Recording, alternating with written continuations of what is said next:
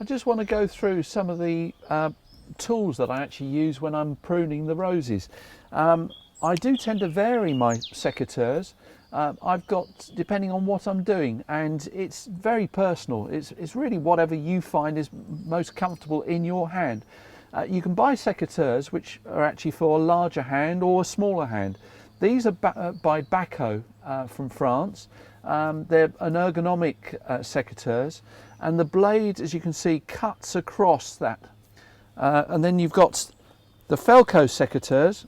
These are over 30 years old. I find them really good as well, but they're a lot more money. These you're talking about 55 to 60 pounds a pair. The Baco ones are around about the 25 to 30 pounds, and you can buy secateurs for about 10 quid. But to be honest, it's worth spending a little bit more money on them, so you've got something that's going to last. And you also want it with quite a bright handle, so if you drop it in the garden you can see them. You don't really want them with green handles. Now, for cleaning the blades, it's really important to keep them clean and sharp, and to stop transmitting disease between plants. It's something that's is really important and not talked about enough, to be honest. If you want to just clean off the blades quickly and get a bit of the resin off that builds up on the blades, you can actually press the secateurs into the lawn and wipe them backwards and forwards like this, and then you end up cleaning a lot of the resin and rubbish off the secateurs. These are relatively clean, my secateurs, because that's something I do and make sure I do on a regular basis.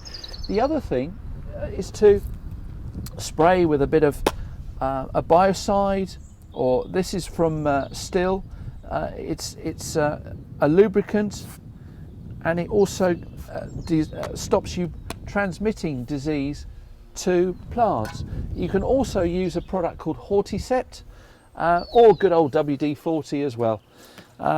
It's crucial to have a really good pair of gardening gloves just to save your hands.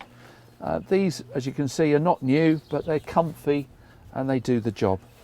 So, and then moving on to pruning saws. This is a little one that's made by Berger, but there are lots of different makes.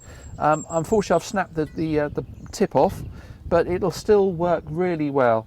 And again, with this, I would actually spray this with the oil, so I don't actually transmit any disease. And it also dissolves the resin that builds up on the blade, and keeps that all nice and clean. And it makes them last longer. That's the other crucial thing. And a good pair of loppers.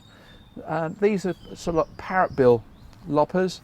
They're nicely sprung between. These are made by Baco, B-A-H-C-O. And I've had these years and years. And I just sharpen the blade up. Just be careful when you're sharpening that you do it in a circular movement with a metal stone or a little oil stone,